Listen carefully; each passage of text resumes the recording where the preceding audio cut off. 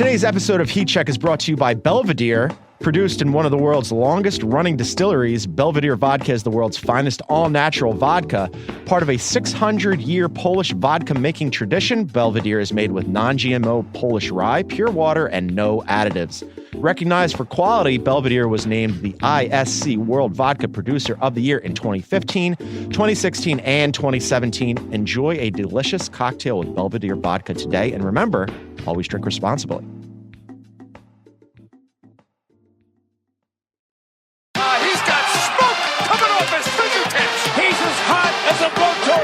It's a heat check. You knew that was coming. It's heat check time.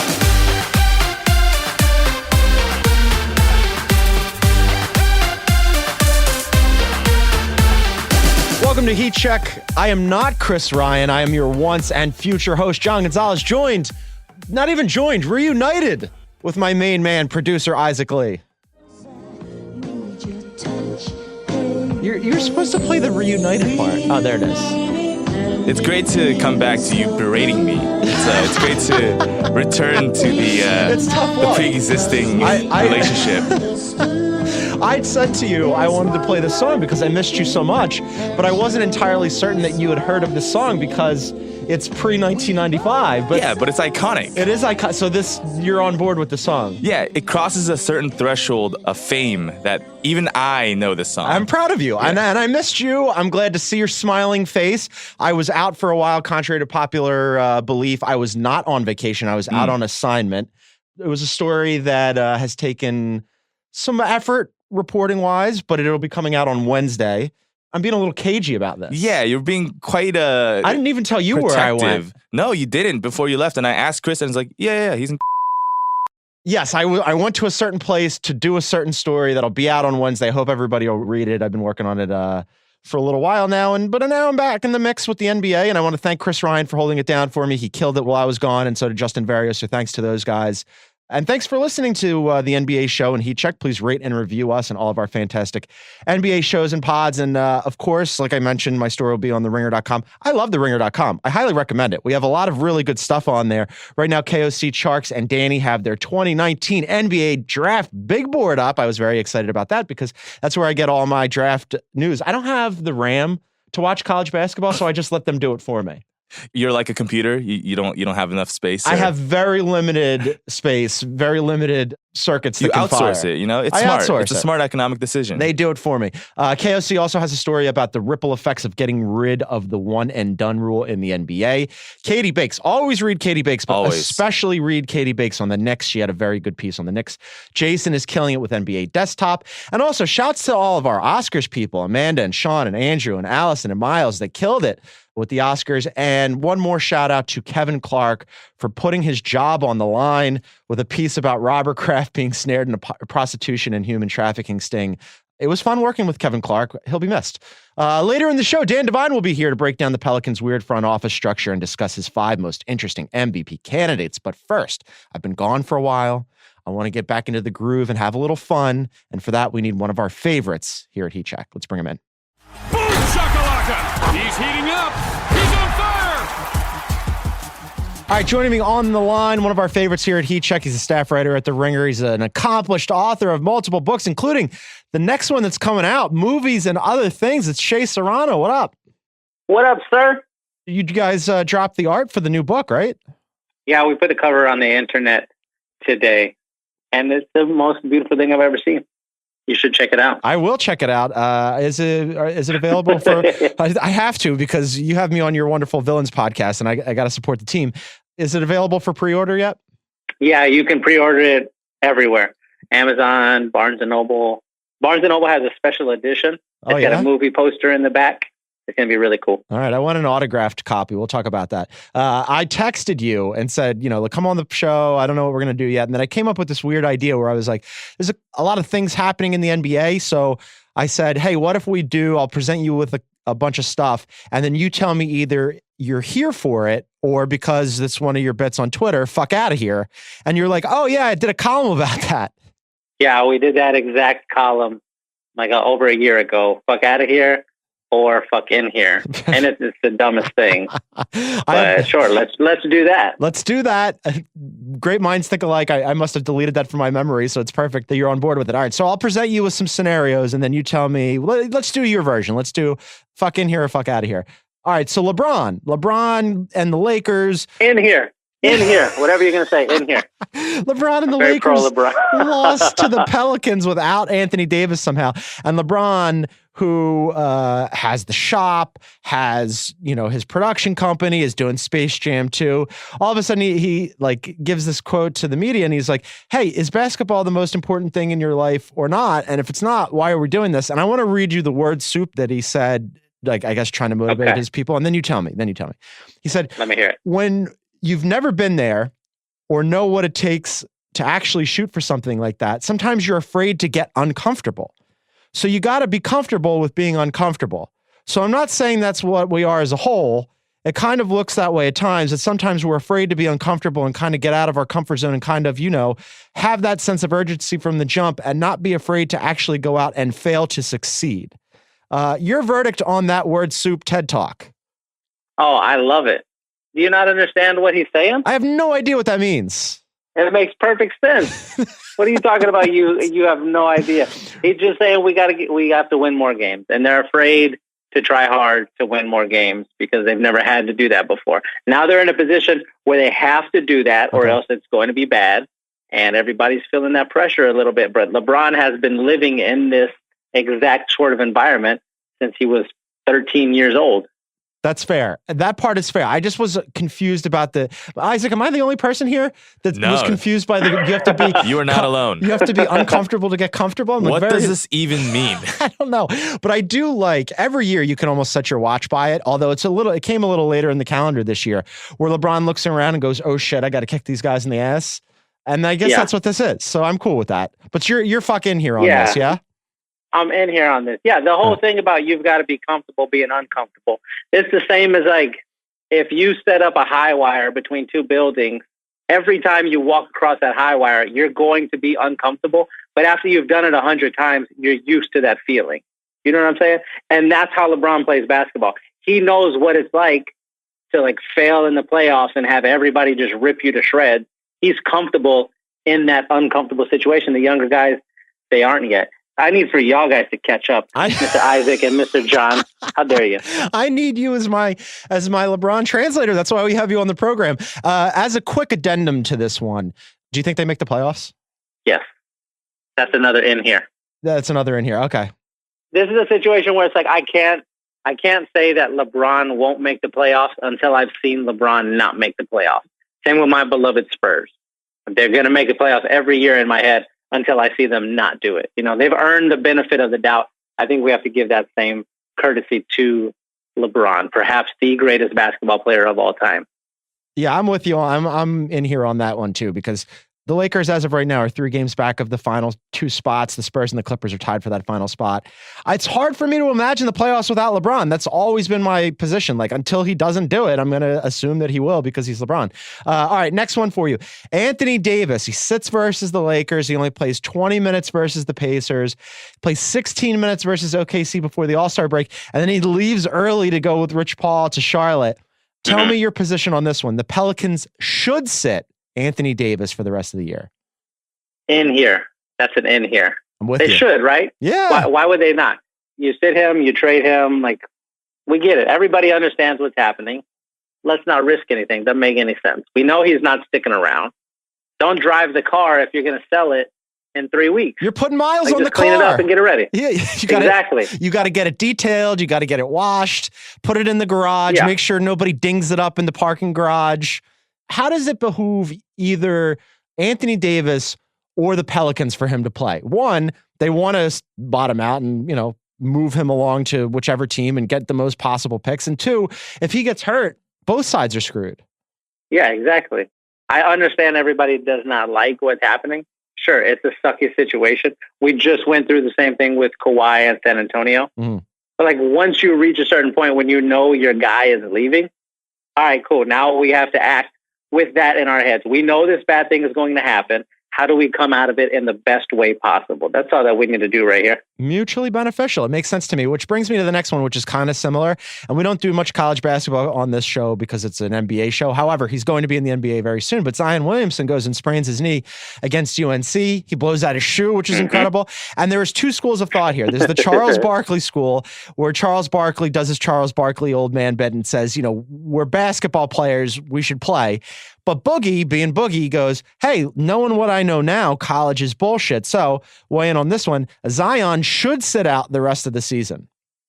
That's another in here. That's of course, the exactly correct thing to do. This person worth millions and millions of dollars should go ahead and have a seat until it's time to collect your millions and millions of dollars. Yes. Why would you risk that? Why would you ever risk that? I mean, I get the appeal of playing for Duke and playing for a national title, but he's out of here in 1 year and you've got your whole career ahead of you. And look, college is important for normal humans. NBA players are not normal humans in any respect. All right. He's going to be a multimillionaire and has what could be, what forecasts to be an incredible career ahead of him. So risking that for a couple of games of glory for Coach K when you're leaving him behind anyway, that doesn't make any sense to me. No, it doesn't make any sense at all. This is a business now. This is not just you going to play with your friends and it's late in the afternoon and you're the 10th person on the team and you want to leave, but you stick around so that everybody else can still play 5-on-5. This isn't that situation. This is not you with your loser friends. This is a person who is a corporation soon enough, risking everything for no real reason at all. He could play or not play. Let's say he plays and he's healthy the rest of the season, whatever. He's the number 1 draft pick. If he sits down and he never touches another basketball again, and then he goes to the camps and they invite you places, he could walk in there and fucking punt the ball into the stands every time. He's going to be the number 1 draft pick no matter what. No matter what. What would you do? You've got 3 beautiful boys who are probably all going to be in the NBA. I'm forecasting it.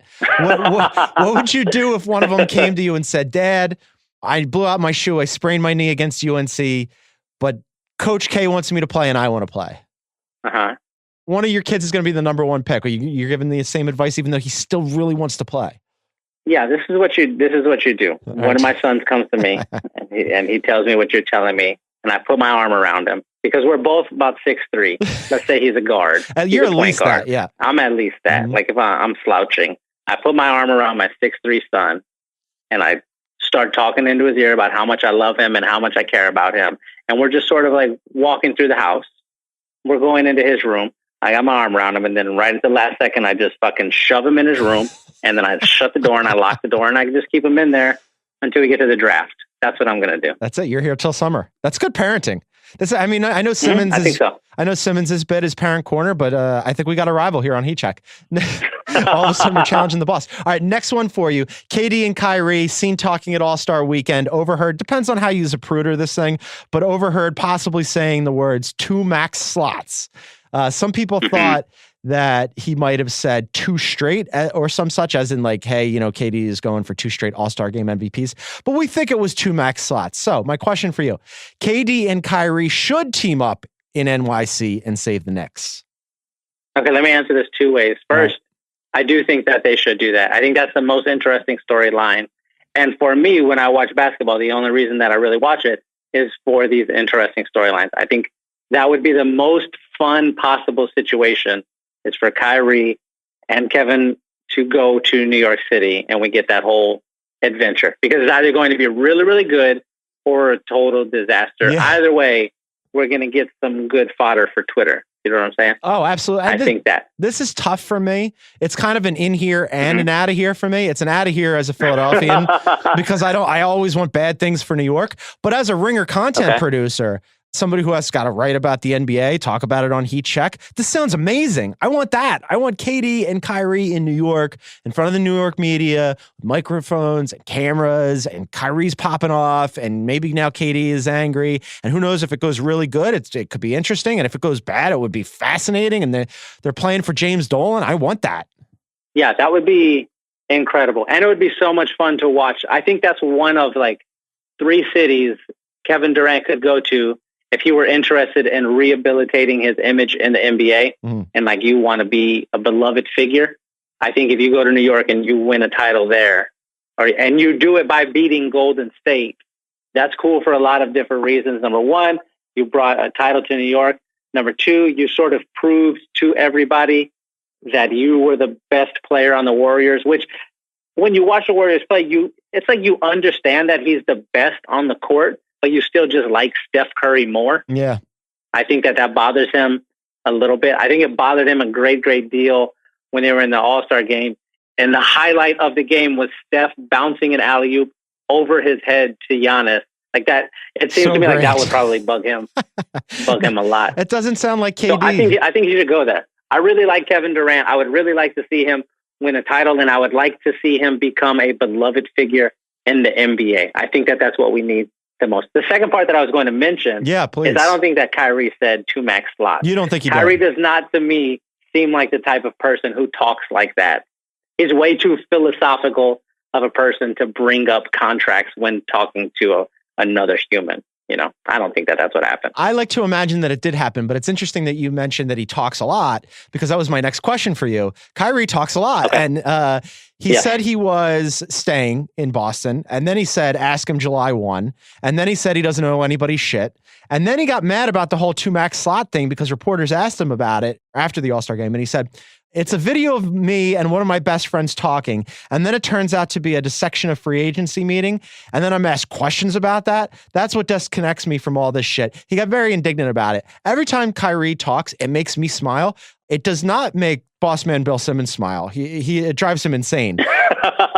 My question for you is, where are you on Kyrie talking constantly and making everybody but Boston excited about him talking? It's the best thing in the world. I'm with you on that. Like, I want to see as much chaos as possible for every team that's not the Spurs. Everybody else should be going through it. I love Kyrie getting out there and just talking. I know he bothers people a lot. I know he's got this sort of, I don't think it's smugness, but there's an intellectual superiority thing going on where he believes no matter where he is the smartest, most nuanced, most interesting person to walk into whatever room he walks into. I really like that about Kyrie. I think that's what makes him the player who's not afraid to go ISO in Game 7 to win the championship. Like that, you need that in your head. I love that about Kyrie. I would like for Kyrie to talk as much as possible, and I would like for him to contradict himself as much as possible. I think it's fantastic. I think he's playing games with every person, John. I do think he's smarter than all of us. This is why I have you on the show, because this is such an in here for me. I love, like, I put my feet up and I look at Slack, because invariably in Slack, like when you say that he's the most intellectual person in any given room, I agree with you. He's incredibly smart, but what drives a lot of the people at the Ringer crazy is like the flat earth truther stuff. And so anytime he opens his mouth about anything, I just immediately run to our Slack because people get very angry about it. And I love it. I just want to see, like, I just want to put the quarter in with him and just let him go. Yeah. You and I are in agreement on this point. Kyrie is wildly interesting to me when he plays basketball and also when he's talking. Wildly interesting, wildly entertaining. To me, it's the same as when he's dribbling. You can't trap Kyrie on the court. He's too fast. He's too quick. He's too smart. It's the same thing when you're trying to talk to him. He will look you dead in your eyes and not answer the question you just asked him, but you feel like he did until 30 seconds later. And he's like, wait, he didn't say a fucking thing about what I asked him. He started talking about the tides and the moon and shit. And I just assumed you knew it. You know what I'm saying? I love him. I hope he does stay in Boston, but probably not for the reasons that Boston would want him to stay. All right. Here's a question for you about a guy who may or may not be on the move. Kawhi, he's got the Raptors near the top of the East all season. He's playing great. You've seen him up close. You know him well. He looks great in Toronto. But my question is, in terms of max slots, Isaac's Clippers, I threw this on here specifically for our guy, Isaac. So I'm going to frame it this way for you. In here or out of here on, Kawhi should bolt and leave Toronto for Isaac's Clippers. Out of here, for sure. Stay in Toronto. Keep Kawhi in Toronto. I think for number one, because he's a great fit there. And they're a legitimately scary team now. Because all you need when you have Kawhi Leonard on your team is you just need to keep it close through like midway of the fourth quarter, and then he is 100% capable of taking over a game after that. He can do that. Well, I watched him do it for years in San Antonio, a couple of years anyway. Like he won that title for us. I watched him try to will us through the playoffs in whatever year was that, 15 maybe. He can do that. You need a player like that in Toronto, I think. Like that, he makes them a for real scary team. He should not leave out of there. He can't do that with the Clippers. It's a good spot for him. It's almost a perfect spot for him in that like he's both relevant and like sort of out of sight. Right. He's in Toronto. Like, apologies to all of Canada for saying you're out of sight if you play in Canada. But still, I mean, it is Toronto, right? And like, he doesn't get a ton of media pressure by playing in Toronto. It's a good fit for him. The team is good. They're relevant. I specifically asked this question in this way because I knew how you would answer and I knew how I would answer. And now Isaac is just glaring and shaking his head at me.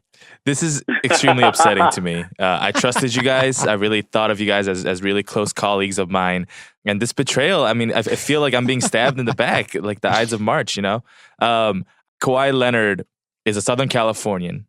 He's from Riverside, right? You want to bring him home? I want to bring him home. It's, you know what's the thing about Toronto is that it's really cold. It's cold. It's extremely cold. You know what's not cold? Los Angeles. But you know what is cold? You know what is cold? Kawhi Leonard is cold. It fits. It fits too perfect. Man. I started watching the Game of Thrones like actually a couple months ago to like get ready for this last season. Mm-hmm. And he's like the guy who's in charge of all of the winter zombies. It wouldn't make sense for that guy to live in Los Angeles. It wouldn't be scary there. It wouldn't be scary in short. It just look weird. No, he would but bring... but in the ice and snow, it makes perfect sense. Listen, as someone nicknamed Ice, let me speak on this with authority. He would bring the ice with him. He would bring the cold with him. He would make the Clippers an icy franchise. I'm gonna rule in favor of Shea on this one. All right, let's keep it moving. Last two for you. I had to ask you these last two because they're just so absurd, and you're perfect for this. So, did you see Jimmy Butler did an interview for something called Interview Magazine, and the interview was conducted by his guy Mark Wahlberg? Did you see this? Of course I saw that. Okay. How did you not see that? Okay, so for those who did not see it, there's a magazine unbeknownst to me called Interview Magazine. Wonderful. Mark interviewed Jimmy Butler. In the interview, there are photos of Jimmy Butler like pulling up his sweater to show off his abs, and he's in one photo like touching his nipple and making an ooh face. It's all very strange. But the exchange that he had with one where Wahlberg goes, "Hey, what was the name of the movie you did? Was it Office Party?" And Butler goes, "Office Christmas Party. It was the one I thought you were going to be in. And then when I showed up, you weren't there." And Wahlberg goes on to say, "Hey, I told you I was going to do a movie. I didn't say it was going to be that one." So Jimmy Butler showed up to this movie and was looking around for Mark's trailer. And they're like, "Yeah, he's not in this." So that's how Jimmy Butler showed up in Office Christmas Party. But my question for you is, these two, like, what do you make? Are you in or out on their friendship? Because I have no idea how they became friends or how it's become lasting or how they ended up doing an interview for Interview Magazine or how Jimmy Butler ended up in a movie because he thought Mark was going to be in it. The way that they ended up friends is they realized that nobody else in America wanted to be their friend except for one other person. Mark was going through his phone. He was talking to his agents and he was like, "Hey, who can I hang out with?" And they were like, "We have asked every person in every state." And they all said no. There's only one person left, Jimmy Butler. And he was like, "Okay." And then the same thing was happening with Jimmy Butler. Nobody wanted to hang out with those two guys except for those two guys. So they're just sort of stuck together. That's the story that I heard. That's my sources. I'm kind of in here for it, though. Like, it's so bizarre. It makes sense that they would hang out together, but that's an out of here for me. That's an out of here? Because it involves Mark Wahlberg and Jimmy Butler. Yeah. Yeah, you know what? But that's why it's such an in here for me. It's so it would otherwise be so out of here that it's in. It's so wrong, it's right. See, that's for me. It's so in here that it's got to be out of here. All right, last one for you, and I already know the answer, but I'm going to do it anyway. So our friends at the Rights to Ricky Sanchez podcast, Spike and Mike, who I love dearly, they had previously banned one Kevin O'Connor for saying among other things last year that Al Horford was more deserving to start in the All-Star game than Joel Embiid, and he has since been banned. Okay, it's like the most absurd thing among the many absurd things that KOC, who I love dearly, has said. That was at the top of the list. So he got banned by the Rights to Ricky Sanchez podcast. In the last podcast, or the second to last podcast, they have since unbanned him. because KOC had done and said nice things about the rights to Ricky Sanchez on various Ringer properties. My question for you is, are you in or out on them unbanning KOC? I'm out. Of course I'm out. Every place, everywhere should ban Kevin O'Connor, the snake, the fart snake. I don't understand how that happens. See, this is him being as sneaky as possible. He finds out that somebody might not like him. He starts trying to like, saddle up next to him, be their friend. He tried to do the same thing with me, but I was not falling for it. I will never fall for it. Kevin O'Connor, if you're listening to this right now, I want you to know I will never fall for it. You will always be on the wrong side of the river, sir. Is he still banned on Villains? He's banned on Villains. He's banned in anything that I am involved with. Kevin O'Connor is banned. I actually, in the basketball book that I wrote, I thanked him in the back. I don't think he even realized it was a sarcastic thank you. I want to make sure that that's clear right now. That was a preemptive ban, a sarcastic ban. It was not genuine. He might be the only person I think in the movie book, just to prove a point. I like this strategy for you. I think it's going to work out well for everybody. KOC, despite the fact that you've been banned from all Shea Serrano properties, you're still welcome on Heat Check and the NBA show. We love you here. Go out and get the new book, Movies and Other Things. Go out, pre-order it, read Shea Serrano, listen to Shea Serrano. He's the best. Shea, thank you for doing this. All right, boys. That was Shea Serrano. Before we bring in Dan Devine, I want to do the NBA watch of the night. We got the 76ers at the Pelicans on NBA TV tonight. Isaac, resident Heat Check historian. Mm-hmm. Have we ever talked about the Sixers before? I on the don't show? think so. Ever. Never talked about them in the history of this show, but they're going to be playing the Pelicans, who they just beat the Lakers, as we mentioned with Shea Serrano, without Anthony Davis. And who knows if AD is going to play in this game or for how long. By the time you listen to this podcast, you might know the answer to that. But Embiid is out with knee soreness, which is weird because he played in the All-Star game. And then all of a sudden they're like, oh, he can't play. Convenient timing, He's hurt. They gotta shut him down. Just got sore right after the All-Star game. Got sore after the All-Star game. I would have liked to see those two go at it. Embiid always plays really well against AD, and those two have had some fun games against each other. But Drew is out there. Drew Holiday will be playing. We'll see whether or not he can marshal. Former Sixers All-Star. Former Sixer All-Star Drew Holiday. We'll see if he can marshal the Pelicans to another win without his guy AD, or if the 76ers will go back at it. But it's 76ers at the Pelicans on NBA TV, followed by the Mavs at your Clippers. Yeah, the Mavs are in town. A lot of conflicted feelings for me, but obviously I will be rooting for the Clippers. Are you going out to dinner with Luka? I imagine he would just call you and Jason Gallagher and be like, "What are we doing?" I figure he's staying in your guest house. That would be a dream if I had a guest house. Right? First of all, he'll stay and over second with of you. all, if sleep Luka on the couch. Doncic wanted to stay with me, yeah. I just imagine that you guys would be hanging out. So check out Mavs and Clippers after Sixers and Pelicans on NBA TV. And remember, gang, if you want to watch every NBA game, subscribe to NBA League Pass on NBA.com from your preferred video provider. And now, before we bring in Dan Devine, let's get a quick word from our sponsors. Today's episode of Heat Check is brought to you by Simply Safe. Here's something interesting. Studies show that security systems deter burglars. It's a fact, but there's still a burglary every 8 seconds in America. How? Well, burglars don't give up just because some houses have security systems. They find a house that isn't protected, which is why securing your home is truly a necessity. So let me recommend this brilliant security system built by my friends at Simply Safe. At Simply Safe, they believe fear has no place in a place like home. So they made Simply Safe ridiculously smart. Its sensors will protect every point of access to your home. Doors, windows, garage, you name it, they'll protect it. If a burglar even tries to break in, an ear-shattering siren will let them know that the police are already on the way. Best of all, Simply Safe's 24/7 monitoring is just $14.99 a month, and they'll never lock you into a long-term contract. More than 3 million people already know it feels good to fear less with Simply Safe. So go to the only home security I trust, Simply Safe, by going to simplysafenba.com today. That's simplysafenba.com for the home security I trust. simplysafenba.com. Today's Heat Check is also brought to you by Hulu. Hulu's paying some of the league's best players a lot of money to do some pretty crazy stuff. Joel changed his nickname from The Process, apparently, to Joel Hulu Has Live Sports. That's in quotation marks, Embiid. Damian Lillard got a tattoo that says Hulu Has Live Sports. Clearly, they really want you to know that Hulu has live sports. Hulu Plus Live TV offers 60-plus live on-demand channels, tons of shows and movies, and exclusive originals. So get rid of cable and switch to Hulu Plus Live TV for only $45 a month. Watch your favorite teams in the biggest games all season with no cable required. Watch on the go and all your favorite devices. Restrictions apply. Learn more at hulu.com. Today's Heat Check is also brought to you by ADT. Real protection when it comes to something as important as your family's safety. You deserve real protection from ADT.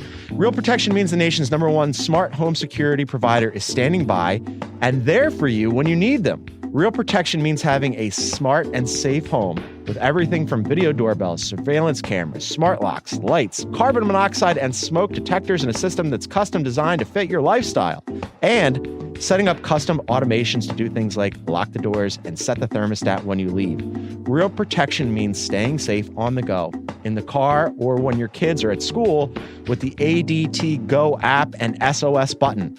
Real protection means 18,000 employees safeguarding you. Real protection means direct connections with first responders. No matter how you define safety for you, your family, or your business, ADT is there. ADT, real protection. Visit ADT.com/podcast to learn more about how ADT can design and install a secure, smart home just for you. And now, let's bring in Dan Devine. Boom shakalaka! He's heating up. He's on fire.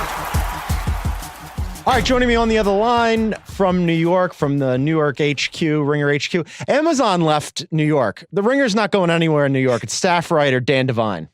Gonz, thank you so much for having me back on the show. It is my treat to get to do it with you.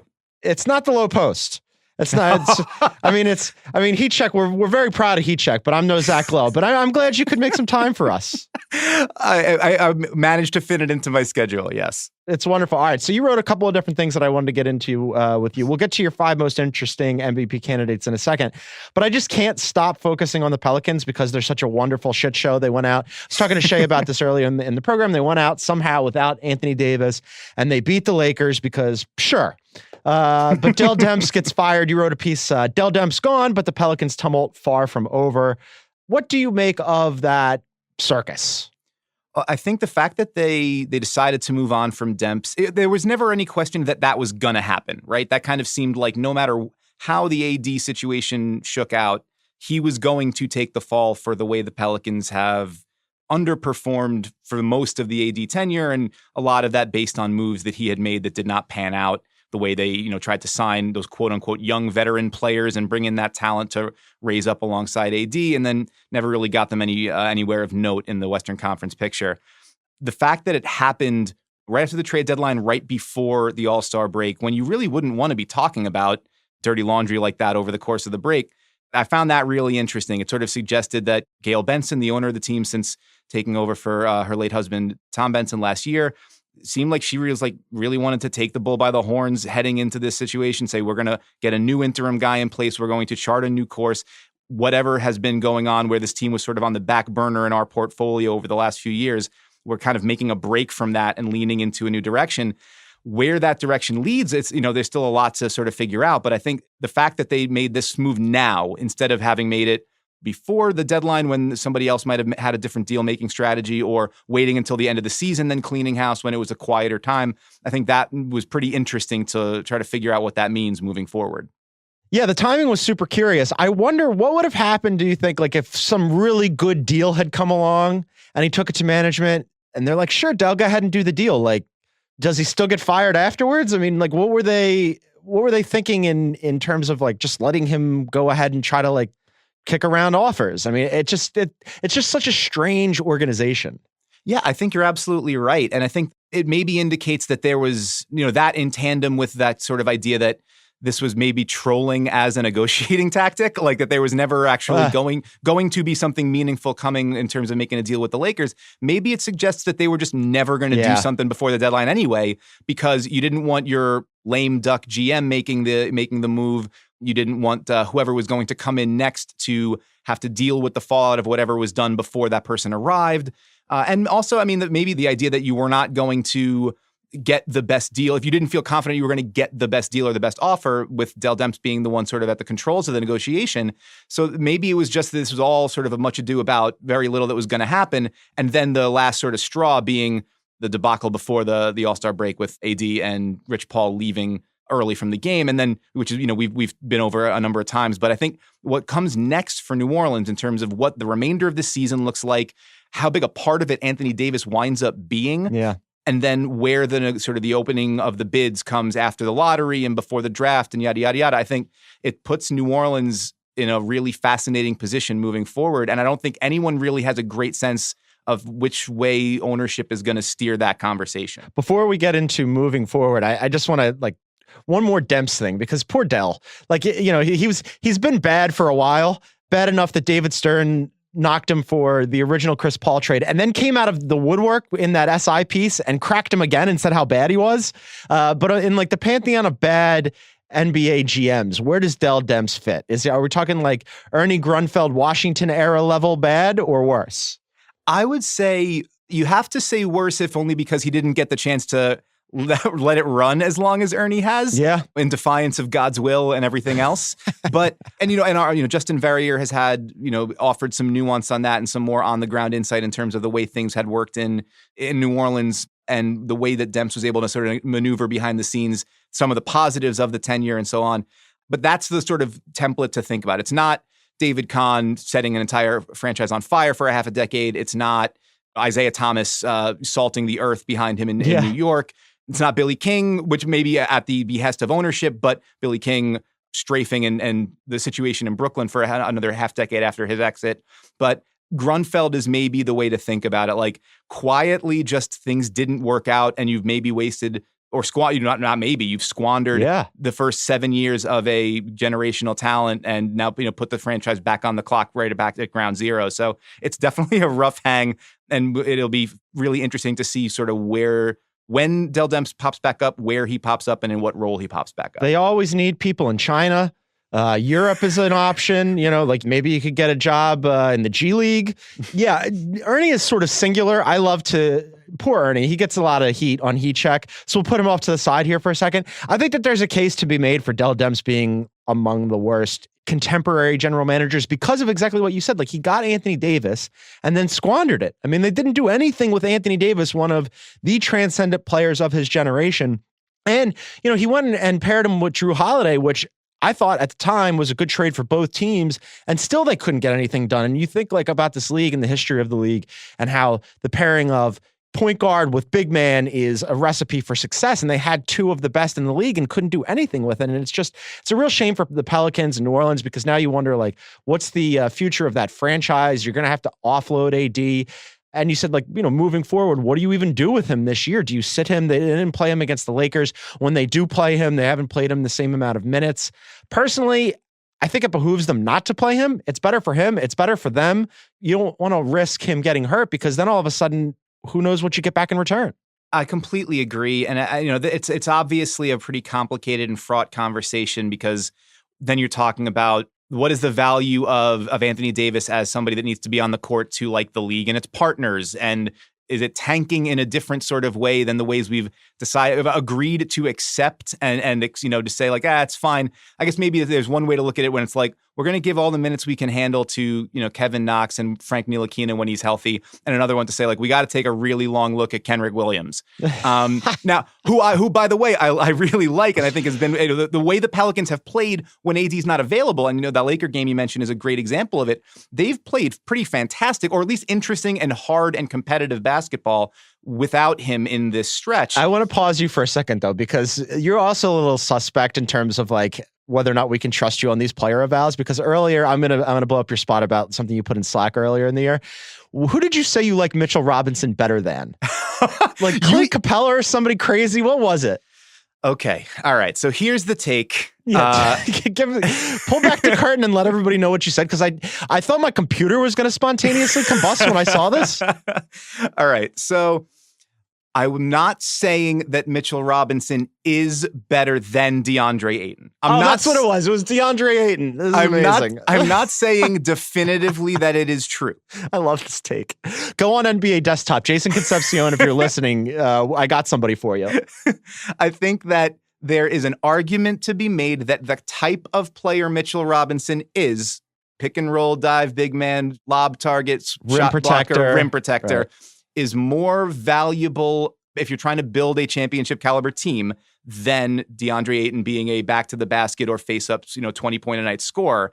who rebounds a lot, but maybe is a little bit iffy around the rim. So that was earlier in the season. DeAndre Ayton has taken steps since the start of the season defensively. He's better now than he was when he started. I still might kind of believe what I said, that I'd rather have a player like Mitchell Robinson if I'm building out the rest of a championship caliber team. But that doesn't mean... I love this take. It's the hottest of takes. Isaac is making a sour milk face right now. It's really great. I think it's because he hears me trying to weasel out of it, and he's not enjoying the way I'm trying to steer into the curve. He does. He's on heat check, and he's doing great with it, which actually brings me to something I wanted to ask you about. So you are a New Yorker. You have watched and covered the Knicks for a long time. We're talking about the Pelicans, and I was sitting here thinking, like, given their personnel and their weird ownership situations, and like, here are the Pelicans about to trade off Anthony Davis and get as much as they possibly can for him, that they've got that unknown front office situation. They've got that turbulent ownership group that's, crossed with the Saints, and like, who's running the place, and does Gail know what she's doing, and the whole bit. And then you've got James Dolan, who I would think we would all by now reach the point where we go, we're not sure that he knows what he's doing. And they've got the 2 max slots, but they're also still the Knicks, and who the hell knows? What situation would you rather have right now? Would you rather, if you could pick an organization with their assets and their situation and their ownership group, would you rather be the Pels or the Knicks right now? Given the state of the team, like the balance sheet and the assets and whatever, I guess I'd say right now the Knicks, because there's a more reasonable path to getting to a high ceiling. And I mean, it requires tampering. It requires, moving outside the bounds of the NBA law, but there is now a straight shot to 2 max players and whatever you can generate out of the lottery, whether that's an asset to trade for a star like AD or Zion Williamson, an RJ Barrett, a Cam Reddish, a whoever, to be the sort of the infusion of youth and talent alongside the stars that you put there. I think it's fair to say I'm pretty bearish on the Knicks actually making this all work. I have a lot of anxiety and reservation about whether or not clearing out 2 max spots and saying we're going to make it all happen under James Dolan's roof is actually going to work. I'm very skeptical about that, but I think it at least is a clear sort of A to B path to doing something that more clear than, okay, so we trade AD and we flip him for this, and then we pair that with Drew, and then we figure out what else we can do on the back end of the roster, and then all of a sudden we've got a winner. The Knicks might be more likely to be awful next season than the Pelicans with whatever they get, but they also might be more likely to be really good than the Pelicans with whatever they get. Yeah, I think that's fair. I think there's probably more moving parts for the Pelicans, and you do have a clearer path with the Knicks. However, and this is a big however, they're still the Knicks. So I go, like, for however many years, how long has it been now where Knicks fans are like, no, this is the year that the free agent savior comes in, and it's going to be LeBron, and before LeBron, it was, name any X star. And there's always been, this is the year that free agent X and Y come and save the Knicks.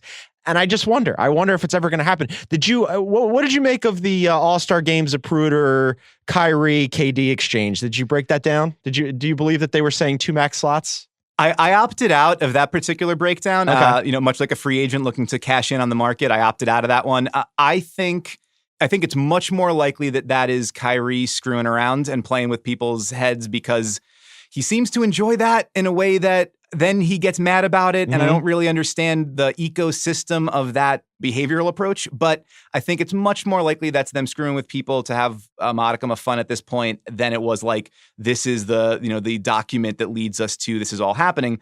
That said, if come July 1st, they both agree in the moments after free agency opens, then I have no problem starting a blog post with, we knew it since mid-February. But I think it's unlikely that was more for the benefit of tweaking people than for, than some kind of like clandestine document that uncovered the whole plan. As a Philadelphian who respects his native tribal instincts, I don't want good things for New York. I don't want those 2 players to team up together. However, as everybody here who listens to Heat Check knows, my allegiance to Philadelphia takes a backseat to all things content driven. And in that respect, I very much want those 2 to team up and play under James Dolan's roof and be in New York and like have the New York media at their doorstep every day and like interact all the time. I want that very much. I would love to see how that plays out. What could possibly go wrong? What could possibly go wrong? I need it. I need it in my life. All right, let's do your 5 most interesting MVP candidates. You wrote a piece about this. We'll do them in no particular order. Sure. Top of the list is Harden, right? Make the case for Harden. This is an easy one. All right, so it's that this is I haven't checked the numbers this morning, but I believe the 7th or 8th highest scoring season in NBA history, which is pretty good. Yeah, you'd say. You like to start there while also averaging around 8 assists a game. He's creating himself about half of Houston's points on a given night, and they score a lot of them. So that is a pretty compelling sort of statistical start. There is the narrative component of like not just the 30-point streak, but like the way he's turned that sort of sidestep, step back into a signature move on a level that, nobody really has had a move like another move like that this season. He's kind of bent the narrative of he's carrying this team to his will and in a way that maybe will elevate his own candidacy. I think that's sort of interesting. The fact that this is like a team that falls apart offensively when he's not there, and he is the one that lifts them into the middle of the pack in the Western Conference playoff picture. All that helps him. There's some advanced stats stuff for him too, but I think it's really like it builds similarly to Westbrook's candidacy a couple of years ago, which is like you look at the injury to Capella, the injury to Paul, what they haven't had around him, and to this point, it is without this guy, they are nowhere, and with him, they are fighting for home court advantage in the West while he's producing at a historic pace. I think that's the number one case. It's really incredible what he's done this season and how he has lifted them, because they got off to such a slow start and they were fighting like just to, climb back into the playoffs. And there was a moment there in the first couple of months where we were looking around going, well, man, I wonder, in the Melo era and then even post Melo era where we were looking around wondering whether or not the Rockets were going to be able to flip the switch. And certainly he did. And that elevated them. And when Chris Paul was out, he carried them by himself. And now they're starting to look like the Rockets again. And they're only 2 games behind the Blazers for that final home court playoff spot. So yeah, I think it's probably right now Harden, but if there's going to be a challenge, most people think it would be Giannis, and Giannis has been incredible this year at both ends of the floor, where like Harden is absolutely obviously unstoppable offensively. Giannis, with the exception of that shot that's still suspect, has been lights out at both ends of the floor and has done, I think that like people had hopes for the Bucks this year, but for him to be able to, when we talk about like Harden elevating the Rockets, he's made, and yes, I know the Eastern Conference isn't as good. He's made the Bucks the best team in the Eastern Conference, like, which is pretty incredible. And not only that, I mean, there is a really good argument that even considering the Warriors, this is the best team in the NBA. This is, the number 1 defense in the NBA, the best net rating in the NBA by a considerable margin, best record in the NBA. And so there's... I want to stop you. By a considerable margin on the net rating, like much better than the Golden State Warriors, the Celtics, the Nuggets. The Pacers are still in there somehow. It's incredible to me. But the Bucks, I think they have way overperformed our expectations. Totally. I mean, we looked at them at the start of the season and figured, this was, you introduce a system that will maximize Giannis's effectiveness offensively and try to minimize, some of the variance that they see defensively, force harder shots, force, more contested looks, et cetera, take advantage of all that length in a way that was not helter-skelter in the way that Jason Kidd era sort of deployed it. And it's been beyond anybody's wildest dreams, really. And so I think that the thing with Giannis is, you have some sort of tried and true MVP arguments, which is best player on the best team, right? You have statistical kind of craziness, which is he's producing at a level that's, in terms of points, rebounds, assists, stuff like that. He's the first player to average 27, 12, and 6. He'd be the first player since Oscar Robertson did it 57 years ago. So there's a historic component to it. There's the way he's producing it, which is like all at the rim in the way that young Shaq and young LeBron did it. So there's a stylistic component to it, which is the, all the Euro steps and the, 2 dribbles to the basket. There's the production capacity to it. There's the best player on the best team aspect of it. It becomes harder and harder to build really good cases against him. I think his strongest case at this point might be that nobody else has a case that's significantly better than his, because even Harden's, you can say, yeah, he's been, vital, absolutely vital to everything that they do in Houston. Giannis has been that and then some in Milwaukee as well, and his team's way better. So the armor that he's built in his case, it's not necessarily as much about he's historic on the level that Harden has been. It's that there's really no cracks in it. Yeah, I think and yet everybody I talk to like reporter wise, and people on teams around the league, I'm not sure how close people expect this to be. Like, it still feels like it's going to be Harden. Like, if you had a vote right now, who would you vote for?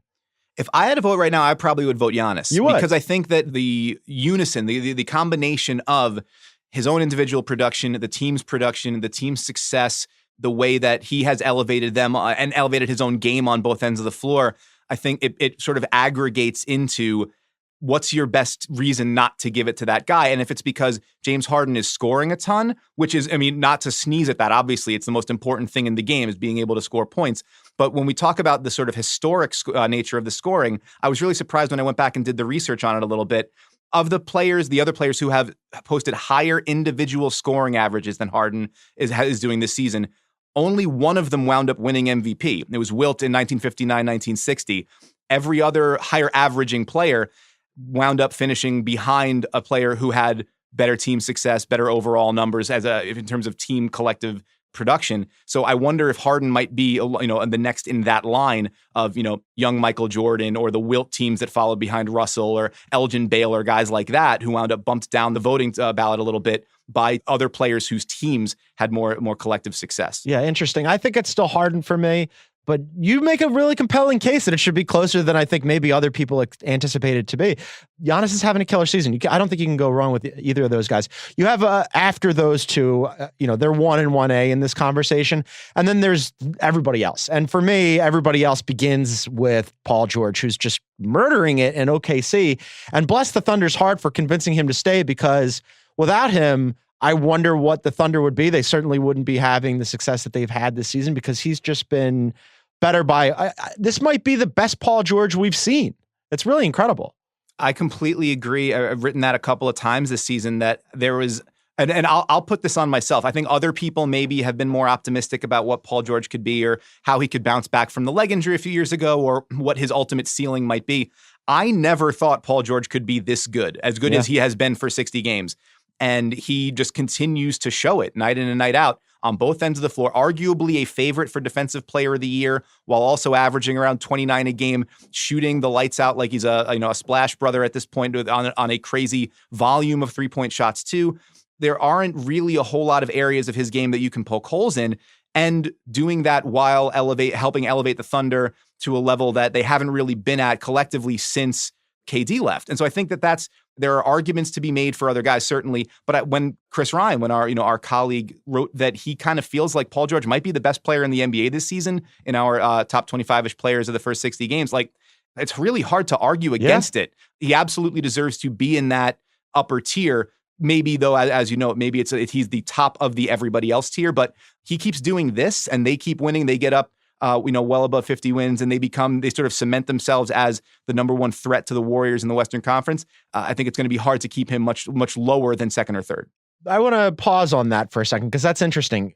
Who is the biggest threat in the Western Conference to the Warriors? Because the way Paul George has been playing and the way that the Thunder are playing as a result, like you mentioned his three-point shooting, I was also skeptical that he would be able to keep up the volume and be one of their best three-point shooters. Last year, he was their most prolific three-point shooter because necessity, right? I mean, you looked around, right. It was like him and Melo, and like, who else is going to take threes? This year, he's just good at it, and he's continued it. And on top of that, he's still a killer defensively. They're 4 games behind the Warriors in the Western Conference. I think they might pose the biggest challenge in the Western Conference. Yeah, I think in a short series, I would be more interested in how they match up with Golden State than anybody else. I just don't think the Rockets are as constituted. I don't think they have enough on the defensive side of the ball to match up with Golden State over the course of a full series. We saw maybe their best shot at that last season. And not to sneeze at that at all. I was 7 games and down to the second half and a world historic cold shooting streak. But I just have a hard time seeing their defensive capacity get back to that level and the way it needs to be in that matchup. Whereas there's just so much athleticism, so much length, and the kinds of thing of players who can put pressure on all those Golden State actions on the perimeter that can make life tough on Steph Curry and Klay Thompson getting free off the ball, that can kind of grind that offense down. And as soon as they force a turnover, they're off to the races and it's a run out dunk for Russ or PG or whoever. And I feel like having George at this level, being a number one offensive sort of focal point who can get his 29-30 against anybody, basically, alongside Westbrook being who's shown, shot the ball a little bit better recently and shown more signs of being able to put his thumbprint on a game no matter kind of what's happening, I think it makes them a more dangerous opponent than just about anybody else in the West. But there will be arguments to be made for everybody else out there. Houston certainly, with a healthy Chris Paul, has a 1-2 punch unlike just about anybody else in the league. Denver deserves at least some credit in this situation, especially if they get the kind of Paul Millsap they've had over the last few games, who's been killing it and looking healthier than he has in a couple of years. So there will be some options out there, but to me, it's Oklahoma City because of what George has been this season and what their defense can do. It would be nice. It would just be nice. I would like anybody to challenge them, please. This is a corner I've been on for the entirety of hosting Heat Check. That just anybody to challenge the Warriors would be wonderful. It's still going to be them, but whatever. I'm so resigned to it. It makes my head hurt. Like, I would really like there to be some mystery to who's going to win, and we have none. All right, among your other MVP candidates, you list Jokic and then some other really good dudes. You said KD, Steph, Kawhi, LBJ, and then at the very end you had Embiid.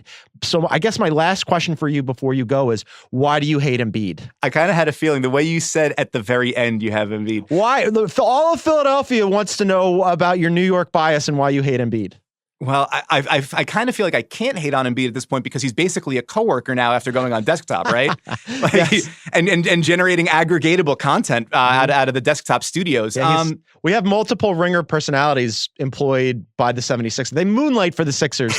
Their main job is here at Ringer HQ. Sort of like sleeper cells. Yeah, That's I agree. Right. It's more, I guess if I had to put it as a one-liner, it's that the best player on the fifth best team doesn't have as good of a case as the best player on the best team. And so it's not so much that Embiid has not been sensational, because he very clearly has, and has some of those historic production kinds of things too. Before this season, only 6 players ever had averaged at least 27 points, 13 rebounds, and 3 assists per game, and JoJo's on his way there. It's pretty good. So pretty good. Really, really impressive. And he's been sensational for a team that has needed him to be that, as it has navigated, 4 different rosters since the start of the season? Yeah.